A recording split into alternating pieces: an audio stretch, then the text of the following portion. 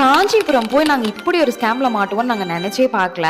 Welcome to day one of kalyanam shopping vlog featuring Kanchipuram. Tiruppur to Kanchipuram வந்துட்டு நாங்கள் காரில் தான் போயிருந்தோம். ஸோ பொங்கல் அன்னைக்கு மார்னிங் வீட்டில் எல்லாம் பொங்கல் வச்சு செலிப்ரேட் பண்ணிவிட்டு ஆஃப்டர்நூனே கிளம்பிட்டோம். அந்த நாள் நைட் வந்துட்டு காஞ்சிபுரமில் ஸ்டே பண்ணிவிட்டு மார்னிங் எந்திரிச்சோடனே நாங்கள் விசிட் பண்ண ஃபர்ஸ்ட் பிளேஸ் வந்துட்டு கோவில் தான். உலகளந்த பெருமாள் கோயில் அண்ட் காஞ்சி காமாட்சி அம்மன் கோயிலெலாம் விசிட் பண்ணிவிட்டு பிரேக்ஃபாஸ்ட் முடிச்சுட்டு நாங்கள் ஷாப்பிங் கிளம்பிட்டோம்.